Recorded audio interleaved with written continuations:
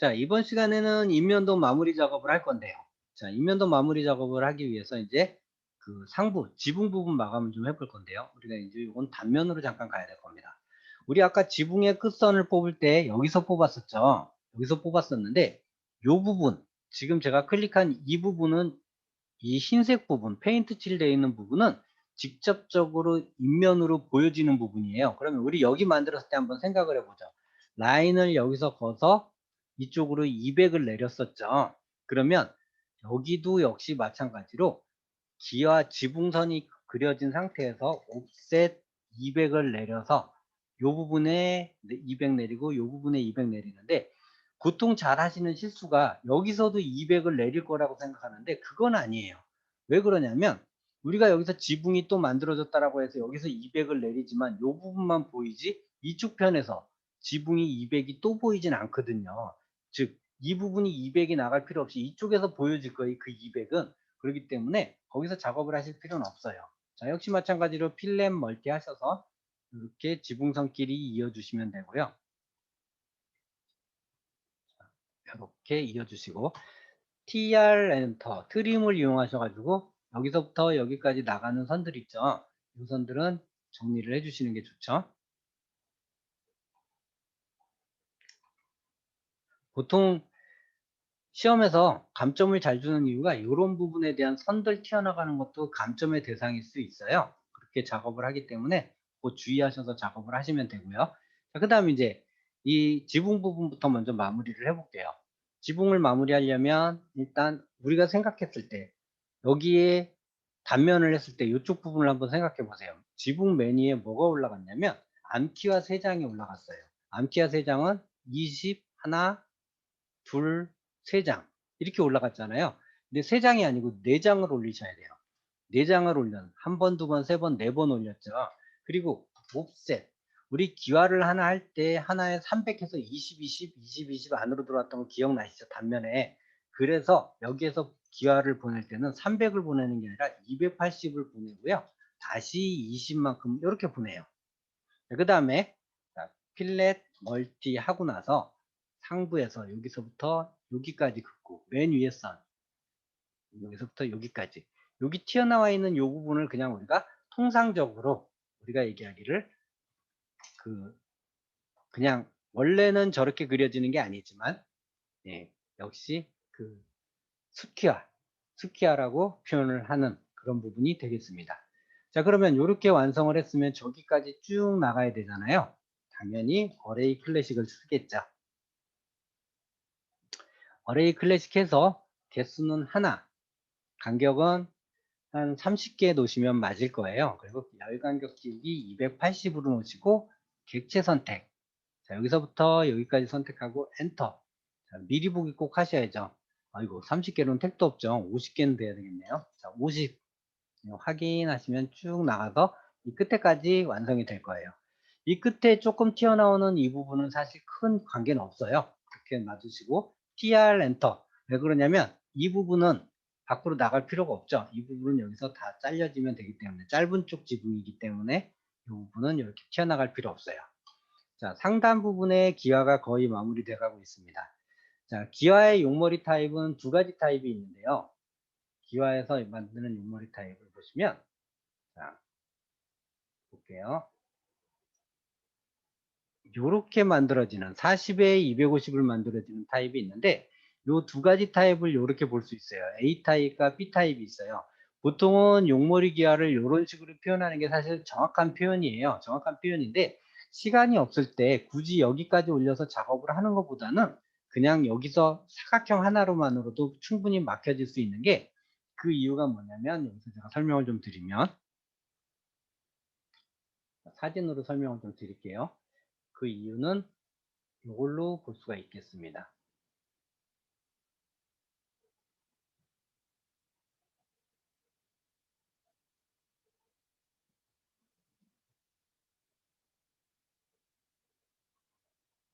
잠깐만요. 제가 사진을 찾고 있는데 제가 준비를 해놨는데 아까 이거 화면이 넘어가면서, 네, 덮여진 것 같아요.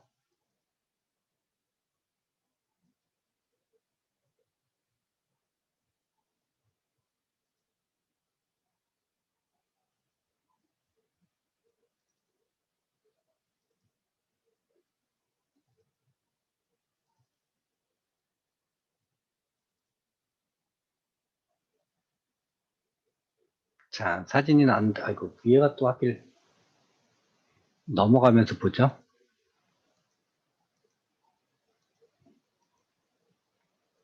옆머리가 지금 제대로 표현된 게 안 보이네요. 자, 요 끝에 보시면 지금 제대로 표현된 게 안 보이는데 양쪽 끝에 보시면 여기 보이시죠? 이거 확대 좀 해볼게요. 끝에 보이시면 앞쪽으로 튀어나간 거 없이 옆머리를 마감하는 경우도 있어요. 그렇기 때문에 두 가지 표현 어떤 거든 상관없이 맞습니다. 어떻게 표현하셔도 큰 상관없이 맞는데 요렇게 앞쪽으로 튀어나가는 형태도 있어요. 그래서 어떤 걸 쓰셔도 사실 무방한데 원칙상으로는 원래는 저렇게 앞으로 튀어나가는 형태를 사용하는 게 맞습니다. 그래서 그렇게 요렇게 튀어나가는 게 맞는데 뭐 요렇게 작업하셔도 되고 크기는 여기에 있는 것과 동일하게 작업을 하시면 돼요. 30에 높이 270인데 이것도 맞출 필요 없이 300 하셔도 상관없어요. 300 하셔도 상관없기 때문에 그냥 30에 300 이게 제일 외우기 쉬우실 거예요 아마. 여기 있는 폭은 상관없어요. 여기 있는 폭은 같은 300을 하셔도 되기 때문에 자, 아까 그거를 방식화 했을 때 여기서 300을 가게 되면 여기까지 나오게 되잖아요. 그러면 굳이 그렇게 하지 마시고 요 선에서 가운데 부분 있죠? 여기서 선을 이렇게 하나 올려서 20을 보냈기 때문에 여기는 당연히 20만큼 이렇게 튀어나가야 되겠죠. 끝부분을 마무리해야 되기 때문에 여기에 치수는 따로 특별히 정해진 게 없기 때문에 그냥 이렇게 잘라서 마감을 하시면 되고요. 자, 이 선에서 이렇게 잘라서 마감을 하시면 되고요. 자, 여기서 필렛 하셔가지고 요 선과 요 선을 이렇게 이어요. 잇고 난 다음에 옵셋 역시 마찬가지로 여기가 옵셋 30을 용머리는 좀 크니까 30 뒤로 해서 옵셋 300 이렇게 위로 올리면 지금 300 하니까 너무 밉게 보여질 것 같아요. 여기까지 나와야지 이쁜데 그렇게 안 되니까 그냥 옵셋 250만 가겠습니다. 자, 250 해서 필렛 멀티 하셔가지고요. 여기서부터 이걸 이으면 안 되죠. 여기서부터 여기까지 있고 여기서부터 여기까지 이어서 지금 여기에 들어가는 부분 원래는 여기서 설치돼야 되는 거겠지만 그냥 여기서 설치를 할게요. 자, 이렇게 잘라버리고 이렇게 만들어지는 그 부분을 이렇게 장식을 하셔도 무방을 해요. 그래서 이렇게 작업하셔서 그냥 마무리 져도 되고 이것도 좀 그렇다 그러면 여기서부터 그냥 시작해도 돼요. 여기서부터 옆머리를 시작하셔도 상관없습니다. 하나 그려놓은 상태에서 이쪽 완성된 거를 놓고요. MI 엔터 하셔서 미러를 시키는데 전체 도면의 가운데 선에서부터 미러를 시키면 반대쪽으로 넘어가겠죠. 역시 이쪽 부분도 마지막 마무리는 이 선에서부터 튀어나가는 암기와 두 장을 지워버리시면 돼요. 이렇게 해서 기아 부분을 마무리 작업을 하시면 됩니다.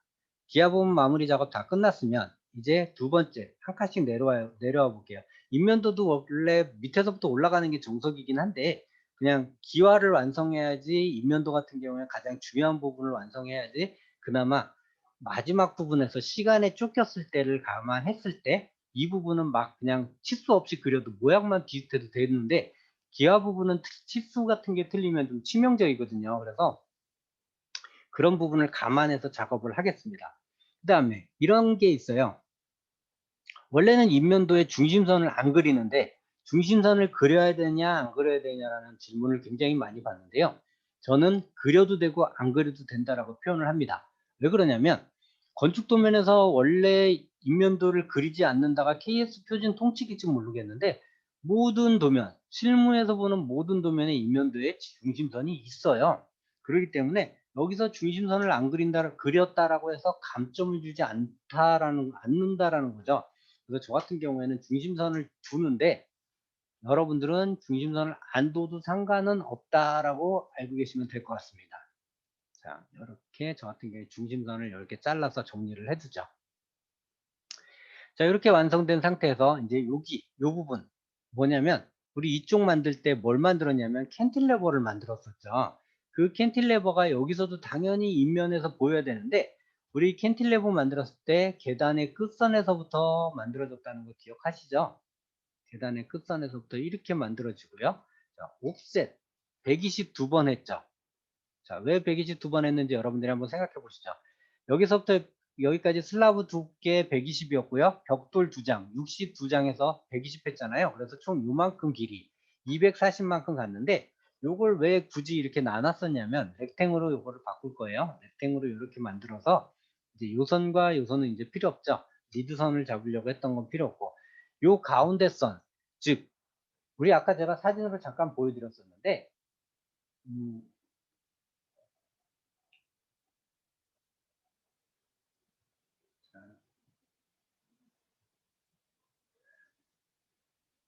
우리 캔틸레버가 실무에서 사용됐던 도면을 보시면 이렇게 캔틸레버 등이 보여지는데 여기에 줄무늬가 있어서 물 끊기 홈을 한 번 더 줬어요, 사실.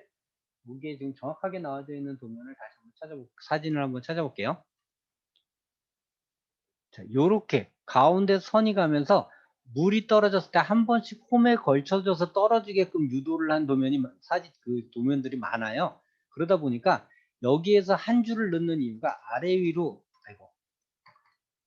아래 위로 10씩 한 번, 두 번, 아이고, 두 번 이렇게 내려서 여기 가운데다가 줄눈을 하나 집어넣는 거예요. 가운데 선은 이렇게 지워버리고 20이죠. 그러니까 20만큼 줄눈을 하나 인면으로 표현을 해주는 거고요. 자, 이렇게 자르고 이렇게 잘라서 자, 역시 마찬가지로 이 선은 리드선이니까 필요 없겠죠.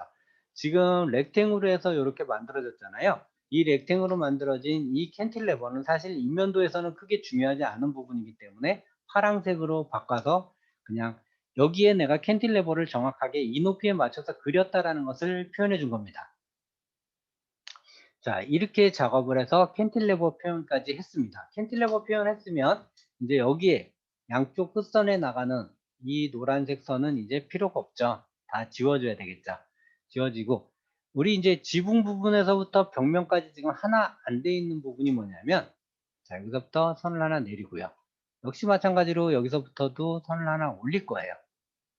뭐가 빠졌냐면 바로 이제 TR 엔터 하셔서 역시 마찬가지로 굴뚝이 빠졌죠? 굴뚝을 지금 그리고 있는 겁니다. 자, 굴뚝 역시 마찬가지로 녹색 선과 장애를 받지 않도록 이렇게 TR로 지워주시는 게 좋겠죠. 이렇게 해서 여기까지 이렇게 선을 나눠서 갭의 구분을 주는 게 좋고요. 역시 마찬가지로 우리가 평면에서 굴뚝을 한번 볼게요. 평면 상태에서 굴뚝을 봤을 때 요 벽체 끝선과 요 벽체 끝선 역시 벽의 끝선이 보이는 거거든요. 그러면 당연히 벽의 끝선이니까 같은 색깔이 가야 되겠죠.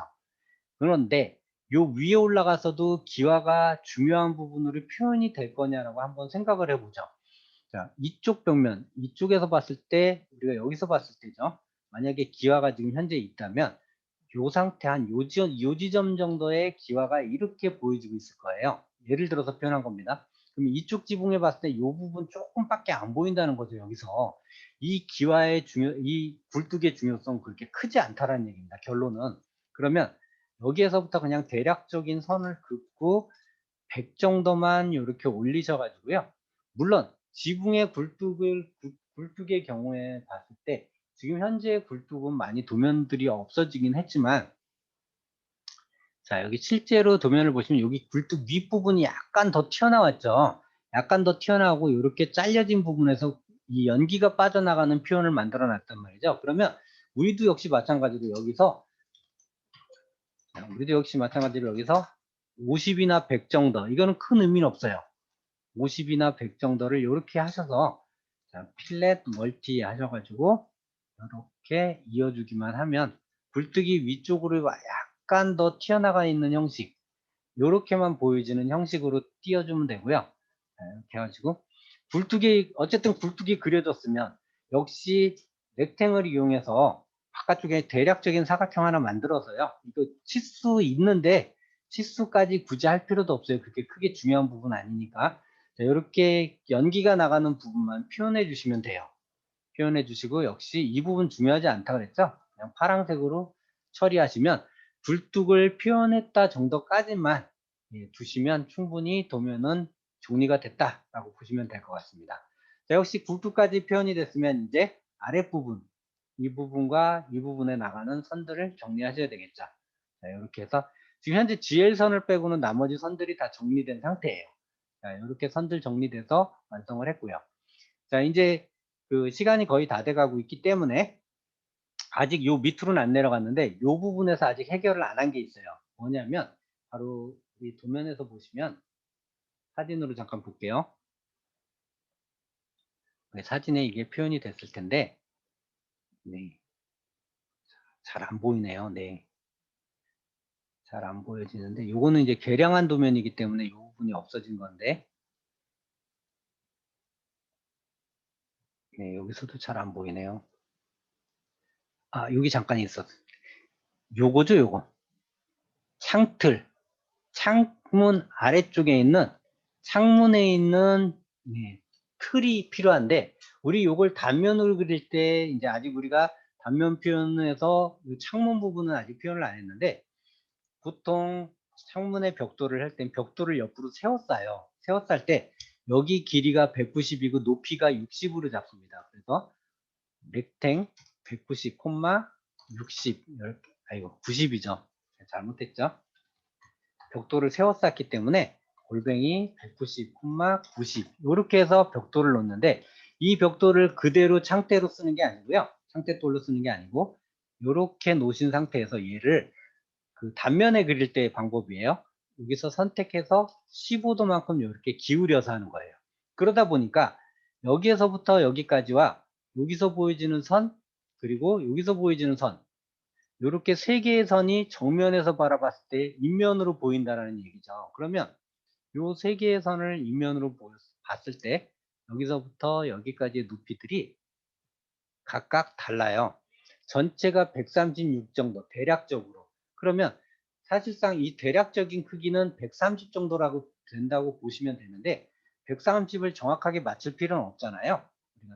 비스듬하게 그려지는 도면이기 때문에 그래서 옵셋 40 하고 하나는 80 해서 총 120 정도만 이렇게 보여져서 벽돌이 기울어져서 보이지는 아까 그 보여줬던 그 세 가지 선이 보여지는 부분까지만 해서 REC 렉탱으로 해가지고 이렇게 여기서부터 여기까지 이렇게 마감을 합니다. 자, 역시 여기 마감하는 요 여기서 마감하는 요 벽돌은 당연히 그렇게 크게 중요도를 나타내고 있는 부분이 아니죠. 그래서 이 부분은 전부 다 파란색으로 이렇게 표현을 할 거고요.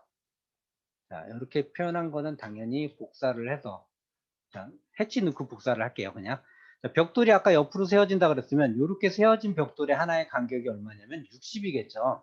자, 해치로 가겠습니다. H 엔터. 자, 아까 제가 HPDLG 모드를 껐죠. 자, HPDLG 모드를 1로 바꾼 상태에서 해치하겠습니다. 자, 해치해서 사용자 정의 각도는 세워쌓기니까 90도 옆으로 세워쌌잖아요. 간격은 60 하고 객체 선택 여기 이렇게 선택하고 엔터 확인 누르면 이렇게 벽체가 세로 쌓기가 나오고요. 당연히 색깔은 파란색으로 가면 되겠죠. 자, 이렇게 표현한 상태에서 이거를 다 복사를 해서 반대편 창문에다가 갖다가 놓으시면 되겠죠. 자, 지금 현재 작업을 안 한 건 여기 이제 창문 작업까지 다 완료를 했어요. 이제 벽돌 해치 안에 들어가는 부분하고 반대로 조경, 그 다음에 논슬립 표현, 그 다음에 GL선을 두껍게 보여주는 방법하고 치수 문자가 남아 있습니다. 자, 그거는 다음 시간에 진행할 것이고요. 지금 여기까지 작업을 하시면 오늘 작업은 네, 완료가 되겠습니다.